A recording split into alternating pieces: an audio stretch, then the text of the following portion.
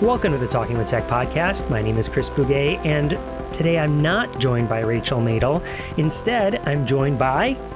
Melissa Bugaj. And Maggie Bugaj. Yeah, thanks guys for joining me today. It would be great if Auntie Rachel could be here, but unfortunately she couldn't be.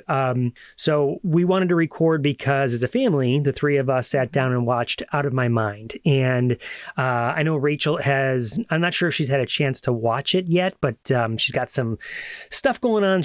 We just knew because of the holidays, we weren't going to be able to coordinate a time to record, and I didn't want to wait. And because we watched it together and we're all kind of have our own takes on it and our own perspectives on it, I thought, let's do it. Let's do it. So listeners, there might be a time when Rachel and I continue to this discussion where her and I reflect on the movies, but right here, just because we just watched it 2 days ago, it was like Friday night when it came out, and we let it sit for a day, simmer, think about it, right? It's been all over my social media feeds. And right after the movie, I went over to Google Keep and I just wrote down 17 different reflections. And I thought maybe we could go through those, but I'd also like to hear your reflections on these things. Here's full disclaimers here. Okay, everybody. These spoilers will ensue. So this is your moment to say, oh, maybe I should watch that movie before I listen to this podcast, right? Hit the pause button now if you have not seen the movie.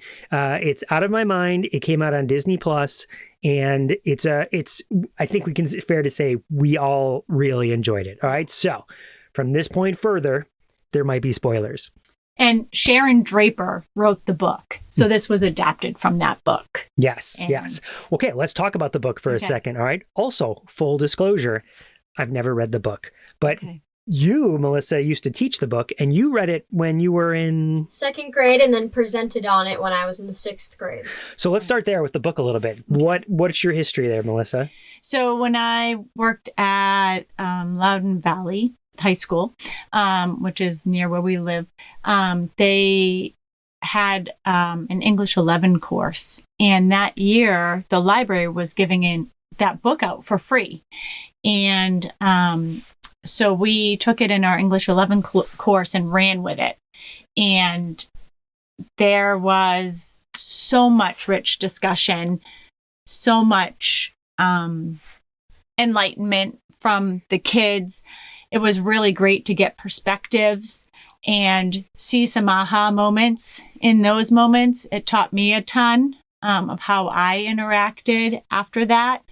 And I've been in this for 25 years. In special education. Yes. Yeah. In fact, you invited me to come in and do some guest presentations. I remember doing one with the kids there where I gave them a piece of paper and I said, all right, you're going out to dinner.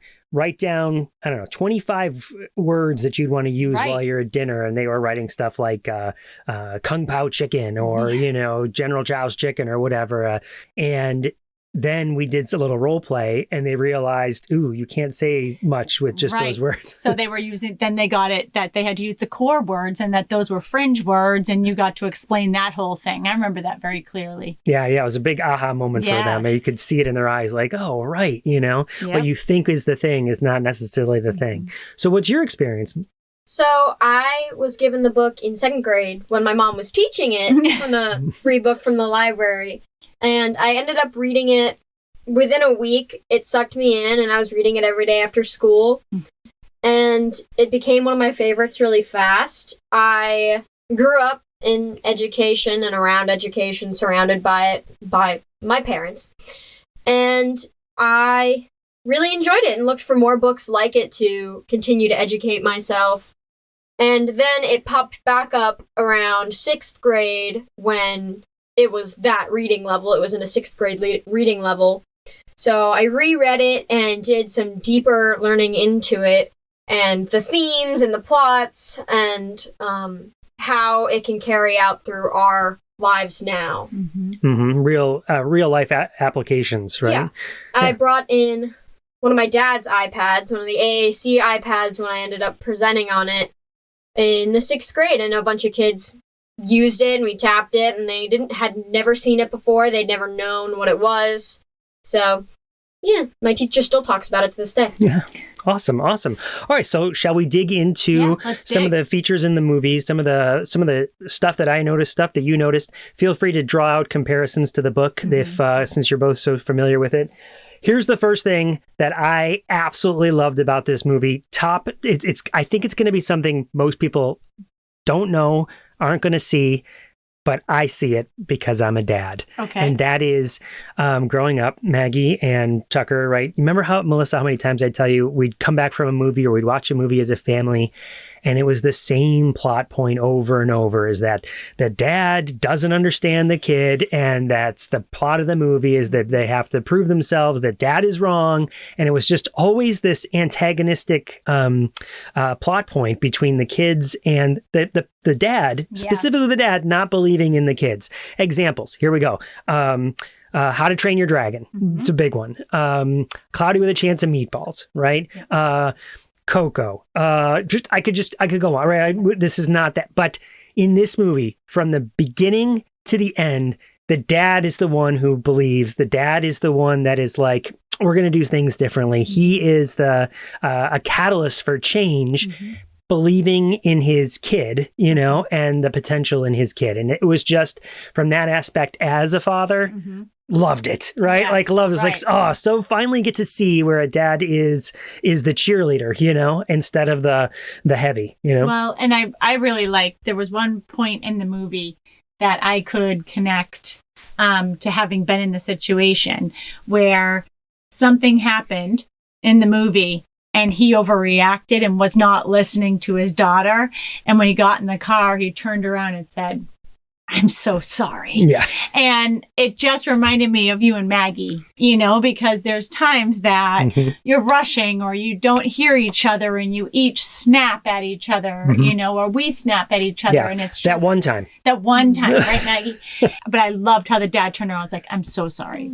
Yeah, you recognize, and then it's only that one time, right? Yeah. Like in the movie. Yeah.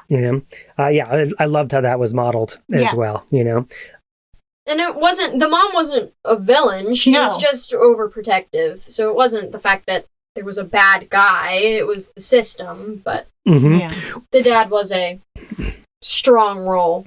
Yeah. Again, having not read the book, I was a little shocked at how the mom was reacting at the beginning. And it was only maybe the first 15 minutes of the movie where she was sort of saying, no, we're not going to put her in a general education classroom. And I couldn't understand it at first. I was like, what? Like, where I got it right away. You got it right away, which was she was being protective. Yes. Not that she didn't believe in her child, but that she was protecting her from bullies or from the potential of being bullied. Of who's going to talk to her, who's going to push her wheelchair, these are real fears. And us we're 26 years in education now. We've been there for these fears. We've talked through these fears with parents. We've lived through these fears and trying to empathize with them of how can we help you here? How can we make you feel more, appreciated, heard, understood, safe.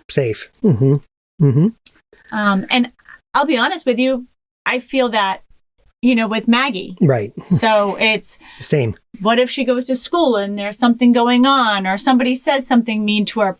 But it's a whole different element when your kid cannot communicate. Right. Not communicate through words anyway. Yes, exactly. Right? Yes. So throughout the movie, I think a major plot point was that the vast majority of the educators in the school cared about the main character, but Melanie, right? But they didn't necessarily believe in her potential, right? The system was sort of set up that she was going into a special education classroom.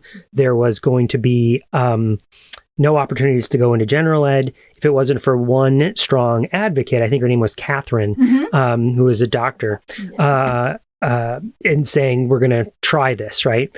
And throughout that entire plot of the movie, I kept recognizing, or every scenario where there was interactions with the teachers, I really resonated with those because I've been in every one of those conversations. I've been in the conversation where a kid with a disability has been thought of as cheating, or because there was an assistant there, questions were raised, which is one of the reasons we fight so hard for autonomy, is so that some of those questions can be erased. The sort of condescending tone around an IEP and what it's about and how things work, right? And so, I'm happy to say, I've been in the, like you, 26 years, right? Many more conversations that are not like that. And over the years, it has certainly changed, but I did recognize all of those, right? Maggie, I just wanted to get your take on that. So with teachers not presuming potential, I just feel like as a student, you've had moments that you've had to kind of be the upstander for those students that you've noticed. So, for example, I'm going to give an example. In fourth grade, you noticed that one of your friends could not get on the bleachers for, say, the chorus concert. And so you had to be the upstander because her communication was not verbal. It was visual, and it wasn't being seen. Yeah. I think it happens a lot, and we don't see it as much in schools, especially in high school and middle school when kids are quote unquote acting out. It might just be their way of communicating, of like, this kid was fighting not to get on the bleachers. She was trying to scream and run away, but she just couldn't get on the bleachers. She just wanted to stand on the floor. And that was a different way of communicating than saying, I don't want to get on these bleachers. I want to stand on the floor. Mm-hmm. Because you knew this student for many, many years, you kind of knew, or You're no? a very good friend. She was. You guys were together all the time. But as a music teacher who's not with these kids every day, I can now see the perspective of this kid is trying to scream and run away from these bleachers, and we're about to have a concert with all these kids. What do I do? Oh, I tell her to go off. Like, I tell her to leave. So it's a difference of kind of that going back to acting out in the moment of snapping at each other almost to say something. It's also like understanding and thinking about your actions. And watching the movie, you can think about, well, the teacher, Mr. Dimmings, said a lot of things that I've heard teachers say before, but when you watch back his actions, you're just yelling at the TV for him to stop. You're grabbing the couch, screaming, asking for him to stop saying what he's saying. But then you realize that some teachers do say this, and that isn't a reality. Yeah, it's lack of knowledge. Right. It's really lack of knowledge, lack of understanding. But still, there's this mindset that, hey, let me put it this way. I would love for every educator to watch this movie and then at the end reflect, which educator do you want to be like, right? Do you want to be like the principal? Do you want to be like Mr. Dimmings? Do you want to be like Catherine? Do you want to be like the psychologist that they took her to get approved for the communication device, right? That was also painful because I can remember doing things like that. Back when I first started, there was a candidacy model, and it still exists in many places where you have to jump through some sort of prerequisite hoop in order to be even considered for AAC, which is less than it's ever been, but it's still very prevalent. I sat through those tests, not for AAC, but for other accommodations, and I sat through those tests and was told that I wasn't using all my resources, and no, you can do more, when really I was doing what was my limit, but I was just thinking differently than what they were thinking. And I think, too, it really is, teachers want to do their best. No one comes into this going, I'm not going to listen to this kid. It really is just educating, and the great teachers really gain that knowledge and then go, oh my gosh, that was so helpful. I'm going to do that next time. I think, too, another thing that really made me want to grab the couch, like Maggie said, was during their conversations of what they were saying, Mr. Dimming, the principal, in the IEP meetings, is she's such a nice girl. She really is doing the best she can. And that is not constructive feedback. That is not presuming potential or telling what that child knows. And it really is showing that you don't really know what that child can do. So maybe we need to raise that up. Yeah. That's a great line. It's a great line in the movie when She's he's like, really nice. So am I. yeah, she's meeting our expectations. But maybe you should raise your expectations. exactly. I Is a great definitely line. think looking back for teachers, watching it and reflecting on who you want to be and who you identify with now. Speaking of great lines, there was a great line when Catherine gets pulled out into the hallway with the principal, and that line is, "Disabilities don't hold people back, schools do," or something like that, right? that was the line. It was really powerful. It was. Yeah, that was another one where I was screaming at the TV, like, darn right, it's the environment. Let's fix the environment. Let's fix the system. Kids aren't broken. The system is, right? Right. Yeah. Okay, this is a side note maybe, but I remember when you were teaching the book and you were telling me that the communication device that she gets, and it's the same, I think, communication device in the movie, is called the Medi-Talker. Yes. And it's a fictional device that doesn't actually exist. And that's true too. In the movie, there's not that device doesn't exist as far as I know, right? It's made up. Something that I was sort of shocked to see was that the picture symbols used before she has the communication device, those are real symbols, right? Yeah. Those are PCS symbols. And I was sort of shocked at that because I sort of expected, if you're going to be agnostic and create a fictional device that, hardware, then be fictional in the symbols too, in the symbol set, because you wouldn't want to show preference over one over the other, or others that are out there. There's a bunch of different symbol sets, and some symbol sets help you teach what the words mean, where others might be a little bit more difficult. Yeah. So that was something that was just shocking to me. I didn't expect to see that. That said, I really loved how they sort of, the director made the choice to model words on those, like just the screen cuts and it's just a close-up of the symbols that are running through her mind. Yes. And I thought that was brilliant because it sort of shows modeling language using AAC. Exactly. Speaking of other great moments in the movie and little background things that I noticed, the final sort of scene in the movie, sort of the climax, if you will, is when she comes into the classroom at the end and she gives a speech where she has to sort of, everyone has to demonstrate their wait time and she has to tell them, no, you're going to wait. Yeah. Which I thought was great. Mr. Dimmings. Right. But in that scene, behind her, on the wall, right by the door, there's a sign that says, "Think before you speak." And I just thought that was such a subtle nod, being movie buffs, right? We recognize that there's staging involved, like on scenes, and things are there for a purpose, and if it's meant to be like, see, this is a home that's messy, or see, this is whatever it is, that sort of background thing, I just sort of love that was placed there. So if you're the person that whispered that into the director's ear and said, hey, we should have a sign there, brilliant. I just loved it, because that's exactly it, is that people should take a minute to wait and think before they speak. Well, and I'll often say that people will, when we're doing IEPs as a special educator in this field, when they say give wait time, I always say, how much? And I always want to ask the kid, because what is their wait time? Is it 10 seconds? Is it 15 seconds? Is it 30? Because there is a vast difference between 5 and 10 seconds, and you wouldn't even realize it.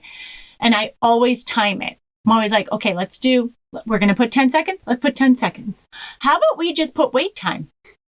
And then when the child is ready, once they've processed, they can come out with the answer, because there's lots of different answers. There's lots of different processing time for different content. You might be faster in math. You might be slower in social studies to gain that.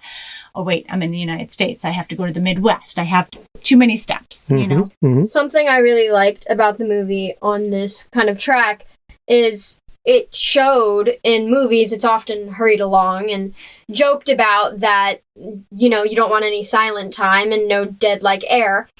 But there was such a powerful couple. I think it was like not even 30 seconds, but of her, Melanie, curating the speech on her device, and after saying, you have to wait, and then curating the speech, not having it preset, not having it pre-programmed, but she was curating it as it was coming into her mind, and then it was able to communicate the message out. But everyone else had to wait and listen, which is so real in real life. It's conversation. It's conversation etiquette, right? We wait till you're done speaking and then... Yeah, exactly. The people who needed to wait were Mr. Dimmings and the classroom and the watchers, right? We also had to wait. And I just love that it sort of modeled that wait time. Totally. Like you said, it's just polite thing to do is wait for someone to formulate whatever message they're trying to formulate.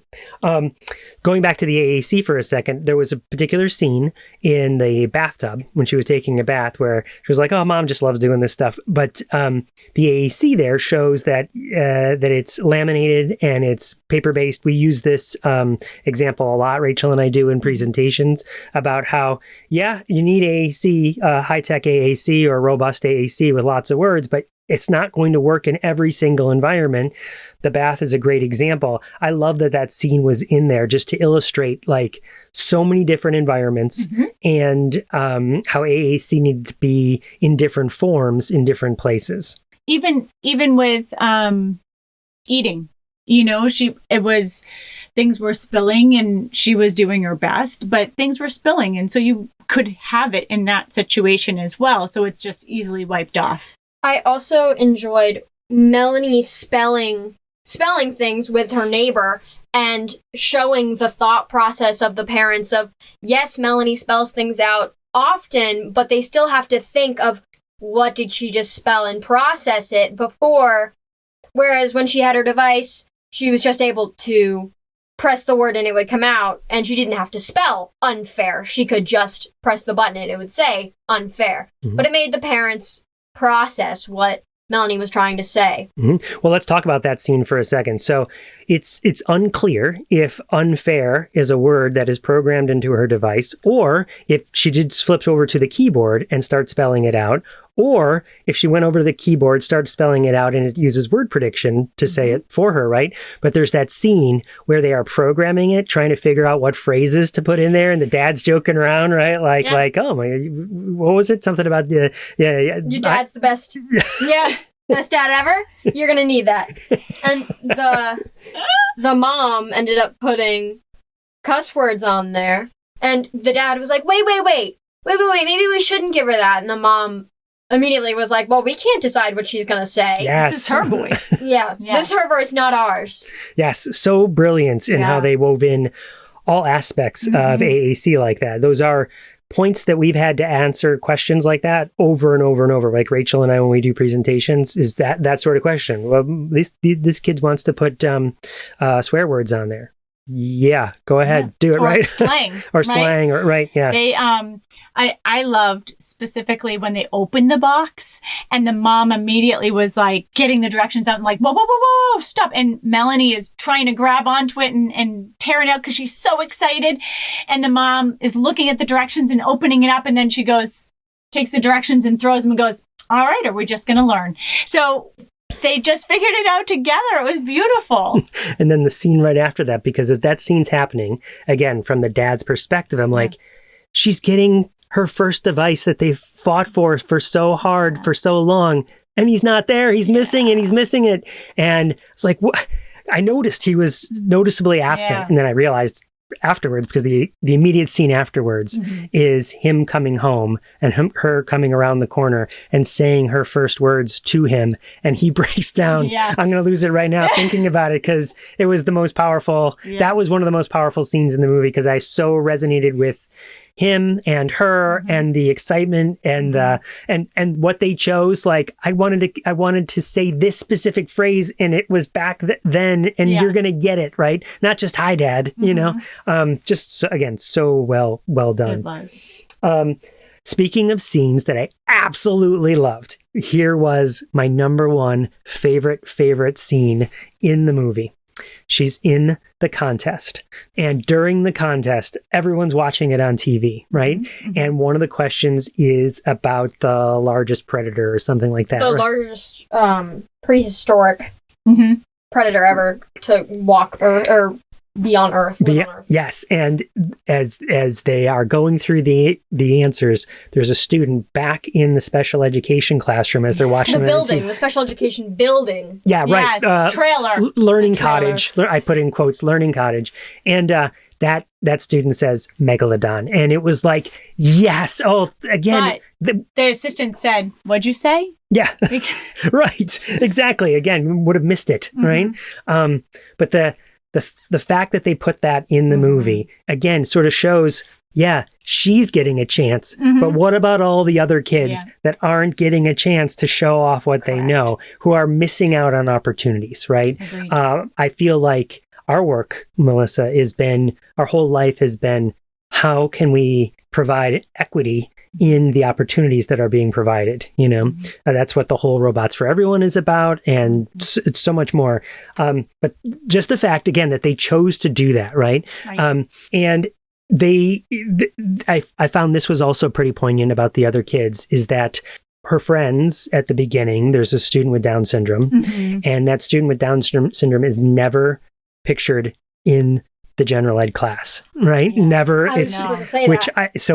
So often you're looking for what's in the movie, and then I'm also looking for what they intentionally did not put in the movie because they're not getting that opportunity, right? And now again, this was years ago, but like when does the movie take place? 2002? 2002.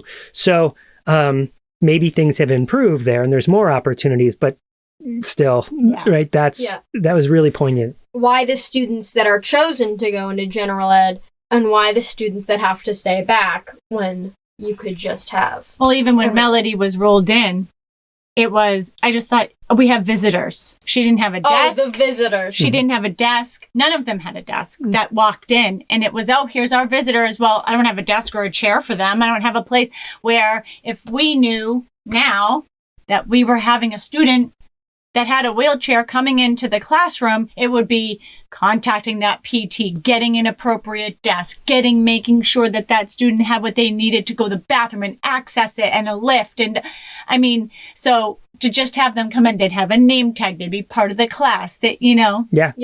Literally this year I helped rearrange my 6th grade English teacher's classroom for her when she had a student that wasn't going to fit, their wheels on their wheelchair wasn't going to fit in between those awful rows that we have. So we rearranged the desks. We made it a circle position with the student had low hearing, so they could read everyone's lips when they were in a circle. And they ended up achieving way higher in the class because my group went around and we reorganized and we rearranged the classrooms to be more accommodating for everyone. And inclusive. And it was fun. Everyone had fun. Yeah. You changed the environment, right? Yeah. And it started by changing the environment. I would say many elementary schools have sort of shifted to a flexible seating. You can go to different schools and find that, but it's secondary, like middle and high school, it's still pretty rare. It's mostly those rows, right? But again, if you have different flexible seating, it makes it easier that everybody's sitting in different standing or sitting or on high chairs or low chairs, or there's all sorts of options for everybody. Makes it much easier than the rows. Something I did want to point out as well is Mr. Dimmings in that scene when he says, "Oh, here comes these visitors." Afterwards, he says a line along the lines of something like, "I didn't know they were going to be a disruption," and calls the students disruptions, which is just such a character moment for Mr. Dimmings that is so different from the book. Yes, because in the book he's so supportive and he's just this little character that Melanie loves. Yes. She loves Mr. Dimmings. But in the movie, he became a little bit of an antagonist almost, and that really just showed off his character right off the bat of visitors, number one, and number two, I didn't know these students were going to be a disruption. And who's actually the disruption? It's Claire. Yes. Claire is the disruption, right? The bully. She's allowed to shout out and make things. And so did the boy. The boy in there. Connor. Yep. Yeah.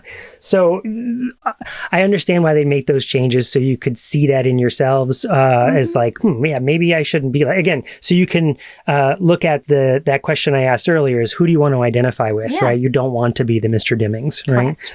Maybe at the end, maybe he's shown some growth, right? But the fact that he never even scored her task for the Whiz Kids. Gosh. It was such an insane, the fact that, well, because in that scene, I was thinking personally of like, oh, he just didn't count it because of the assistant. And I never even thought it over of the fact that he didn't even look at it. He didn't even grade it. He didn't even think that Melody would even get anywhere near what everyone else did. There's a phrase that we use that I didn't see used in the movie. The movie constantly talks about special education, and when they mention special education, it's like it's a place. Like you go to special education, but special education is not a place. It's an idea. It's a service. It's not a destination, right?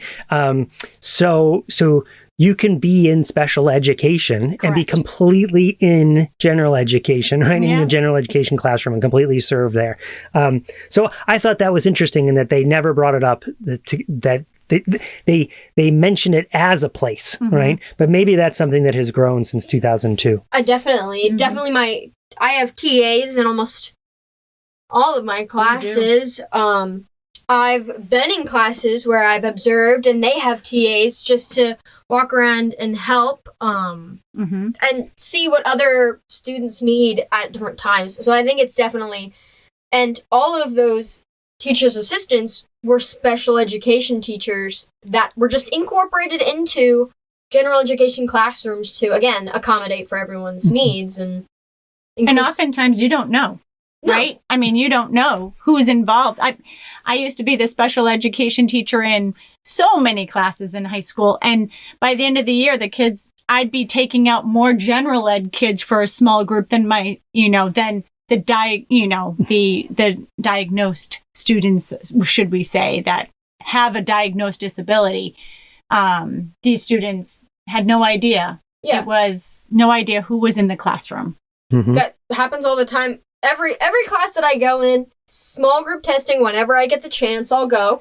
And a good, portion of the class goes with. It's a resource to be used, and it's a resource that we have, so why not use it when we have it? Yeah. Well, and it's good teaching. Yeah, exactly. It's not just the assessment, but the instruction can be small group. And now that so many people benefit from it and learn better in that sort of small group, let's design it that way. Let's just do a great thing. I often mention this in some of the presentations I do that are not AAC related, is to when you're trying to design inclusive instruction, it's think about, okay, well, how much of my instruction is whole group, how much versus how much is small group, and do what you can to maximize the small group. Because the more small group you have, the more inclusive it can be, because the more flexible you can be. Well, and I think that's such a huge thing in elementary, which I love so much, is when we started with these playlists years ago after COVID, it became a thing where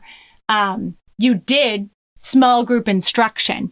And so you would pull your small group to reinforce what you learned or extend on what you learned, or just do something fun with them to connect. There's so much to do there. Something else I really loved about this movie was, again, going back to the multiple forms of AAC that were represented, the symbols, the paper-based symbols, the laminated, the spelling boards, right? But another one that might be overlooked, but I wanted to specifically point out, because I love that they included it, was her pointing to objects that represented words. Like, hey, I know who discovered, the leaf, right? When she points to the leaf. And I just thought, yes, because again, multimodal communication, you can't just be pointing. You can't get all your points across. You can't just, well, I guess you could just be spelling, but that's going to take so long all the time. But you knowing what's the right tool to use in the moment, right? She had her letterboard there. She could have spelled out leaf. She saw that he wasn't going to come over and read it, so she had to pick something else, right? The Dr. Catherine, right? Yep. she understood that Melanie was saying something different and not just pointing at a wall, where Mr. Dimmings had this sort of annoyance about him of, oh, well, Melanie's pointing somewhere. Like, I'm not going to look on the wall where Melanie's pointing. I'm just going to look at Melanie and stare. Whereas the doctor immediately started looking around of like, what is Melanie pointing out? What is Melanie thinking? And how can I think like Melanie to figure out what is happening? Yeah, exactly. Well, in real life, how often does that happen? How often am I going, oh my gosh, what is the word? I forget what I was about to say. I didn't know what I was going to, what is that word? And you're constantly tripping over yourself. That's completely normal. That's communication. A good example of today is I couldn't remember. I can't remember it now, but I said a couple of the movies and Dad immediately got it of Rudolph and The Snowman and Heat Miser, and I can't remember the directors' names, but you can. So yeah, whatever it takes to. You said the movies with the clay and the old animation, and Dad said, "Oh, Santa Claus is coming to town," and Rudolph. Rankin Bass, Yes. Yeah. Rankin Bass. Rankin Bass. Yeah, no, we have those moments all the time, and it's completely normal to understand, but thinking how another person thinks is so much harder and so much more difficult when you have an annoyance and a closed-minded attitude about you of like, let me just stare at this child. Yeah. Well, and not the relationship, right? Right. There's relationships you have to develop with all your students in order to know them really well. Yeah. You know? And what was really illustrated there, I think brilliantly, is that Mr. Dimmings that character did not presume potential where Catherine did. Immediately. Right? Immediately. So what, again, I say this all the time, which foot do you want to lead the dance with, right? Is that, well, when I go into this and I see a person that I'm going to be interacting with, do I want to assume or what assumptions do I want to make? Right. And are they the least dangerous assumption?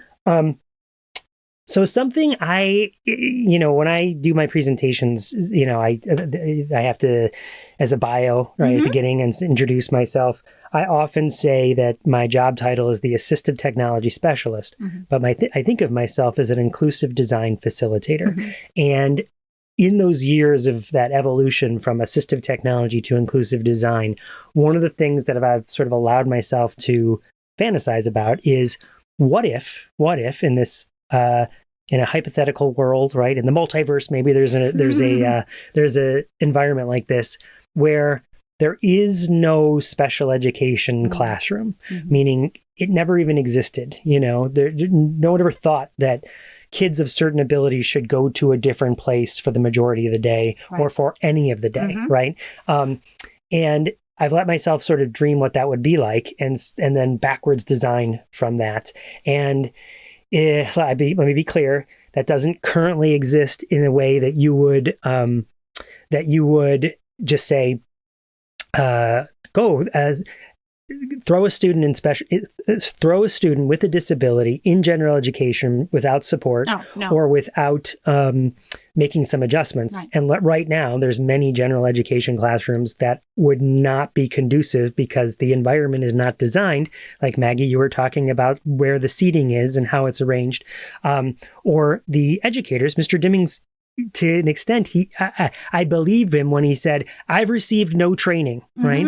That doesn't stop you from presuming potential, but I've received no training on how to differentiate instruction. I get that. Like that's scary sometimes. Yeah, exactly. Because you don't want to hurt anybody either, right? You get the impression that he wants to do, he just doesn't know, at least by the end, right?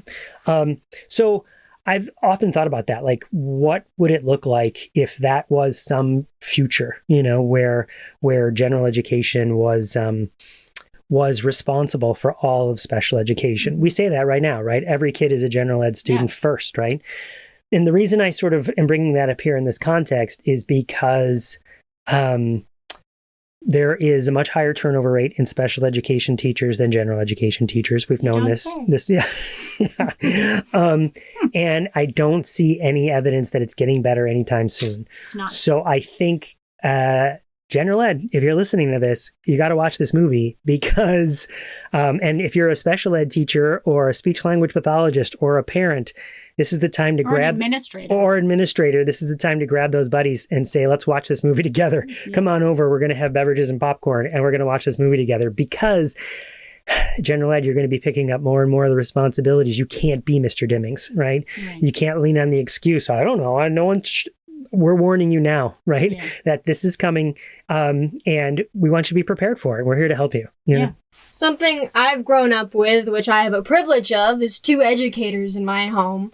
But now with the internet and phones, there are so many resources of literally the world is in your hands. Mm-hmm. So playing I didn't know. I have no idea about any of this. I have no idea what Down syndrome is. I have no idea what this is. Well, you have resources, and if you're an educator, you have places that you can educate yourself on. And if you're going to be educating other people, then you should be educated to an extent.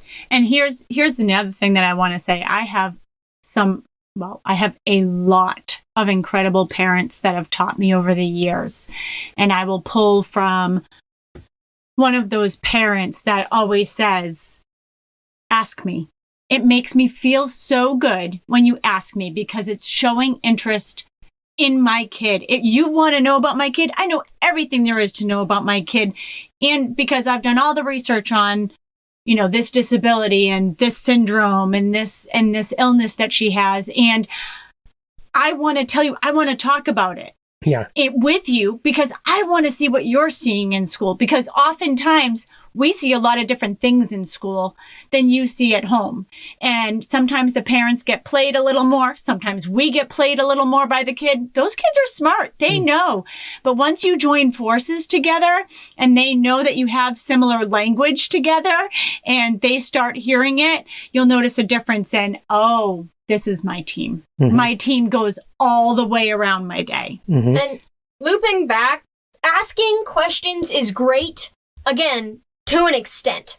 The students, the parents, they are not your sole educator. Yeah. They are not, I haven't done any research. I have no idea what I'm going into. Let me just ask a million questions with absolutely no background knowledge, no care in the world, and just ask random questions because we've been in those meetings and I've been through that of, let me just ask these random questions because I didn't give the time to just sit down and look up real quick what actually is happening. Mm-hmm. To summarize all of that, it's, again, I think growing up in a public education like I did, there was a general fear that as a student, that if you didn't know information, like you didn't do well on the test, that there was some sort of shame in that, right? Rather than embracing the fact that you're going to make mistakes. Correct. And that's how you learn, right? And what has that, with so many adults my age and similar going through that sort of system, there's this fear of showing that you don't know something, right? Where that shouldn't be. It should be the other way. Like, hey, I don't know. So either let me go do my own research or let me ask or let me be an expert at learning, right? My own learning. But instead we sort of have this little shame, like, I should know. I should know, right? Well, and I will say, I have a lot of elementary kids that will come in the beginning of the year and them and their parents will give like a little talk. And I just want to shout out to Maggie because she put that in her IEP. And I will say, it is her document. We're there to support you, but it's, Maggie really owns that. And you went and gave that whole presentation the beginning of the year. And I think that's made a huge difference. What do you think? I think educating the educators that you're going to spend the most of your time with was definitely a smart idea. It did improve a lot and gave my teachers a starting point of, yes, this is what is happening with her, but now what can I research and what questions can I ask further on to like branch off of like, yeah, I said this, and this, but I still have a question about this once I went back and I did my own research. So that it was really helpful and it was really great. Tying it back to the movie, the ending speech that Melanie gives in the classroom, imagine that same speech at the beginning of the next school year for the staff that are going to be supporting her, right? So that they know, right? Yes. They know up front, oh, I have to wait time. Got it. Right. Okay. Oh, okay. She's spelling, right? Oh, okay. It's going to take her a little bit longer to formulate words, but can do that, right? Even eating. Yes. Just, let's have a sit down. Let's eat a little longer than the rest of us. Let's have her desk in here. Where is she going to sit? Let's bring her in and say, where would you like to sit? Where's going to be most comfortable for you? What's going to be most accessible for you? What do you need? Yeah. These are all huge things. I want to point out that the movie also comes with a supplemental materials that help you teach it. So in the same way that you taught the book, there's a ways to use the movie, and there's teaching guides that they have. They've built it out quite a bit since I taught it. Yeah, there's amazing. There's an upper elementary poster that you can have, a middle school teaching kit. There's the Whiz Kids Kids Challenge that you can take, and there's letters home for families and stuff. So we'll make sure that that's linked in the show notes of this episode. If you're like, what do you mean? I didn't know there was supplemental resources. You can just go to our website and find those and check them out for yourself. See if it'd be something you'd be interested in using. Let me bring it back to any sort of final thoughts, other scenes in the movie, other things that resonated with you. I'll go first. I'll just say, I feel like this should be a movie that is shouted from the rooftops, spread far and wide. It should be something you share with every kid. We know families that are friends with that have already watched it. You know, whether they have a child with a disability, whether they use AAC or not. You know, and that's so exciting to me that we're actually spreading something to be much more mainstream. And it's yes, it's a fictionalized story. It's not a documentary, but maybe that gets people even more curious about, okay, what can I do to be a much better support to families and people who use AAC? I want to say, too, that one of the quotes from the book that was probably one of my favorites was, I know the name of her condition, doctor. That's the mom. The mom is talking to the doctor and says, I know the name of her condition, doctor, but a person is so much more than the name of the diagnosis on the chart. And I just want to remind, and I constantly am doing this in our school, and our teachers are doing this, and our parents are doing this, and our kids are doing this. They are more than the paperwork that's in front of you. They're more than those scores that are coming out that we all have to pay attention to. They're more than that one moment of test at the end of the year that's, state testing. You really have to delve deep and get to know that kid, because on paper, you don't know. Yeah. Something a little bit about that. Everything is a spectrum. Everything is a range. Everyone has their own story. What I think my final thoughts is definitely push it out. There's a trend on social media about it right now of you share your story and then you share Melanie's story and you push it out. But again, this is a movie that is very educational, but it's also a movie about a teenage girl. Literally anyone can watch it. It was so relatable for me. I was thinking those exact same things she was thinking when I was 12. Like, I was thinking those things of, I want to hang out with these people. Oh my gosh, her shoes are so cool. I wish I could dress like that. I wish I could do this. But it's literally just a teenage girl. Yeah. Like with the tights, right? Yeah. I want to wear those tights. Yeah, I want to wear those tights. But they're such a hassle to put on. But I want to wear them. So it's just, again, it's a reminder of, it's just a teenage girl's mind. It's just a teenage girl movie. I think that's why I loved the book so much as a second grader of, oh my gosh, this is a teenage girl and like this is what I will be. So it's such an alluring story and it's so educational, which is so fun, but it's also a home family loving story.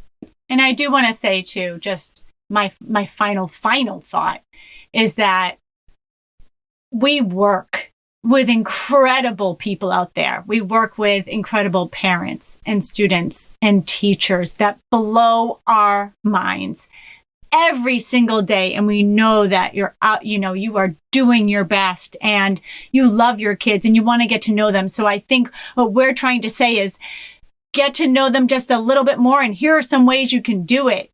But thank you for all you do. Well said, everyone. Thank you so much for joining us on this Reflections of Out of My Mind. This might be, we might be doing this again with Rachel, and I know this was just the first watch, right? We're going to watch it many, many, many more times. That's something that happens in the Bugaj household is that when we're doing work, we put on movies in the background that we watch our favorites over and over and over again. So I think this is going to fall into that cycle, and we're going to see things that, a second and a third time that we didn't catch the first time.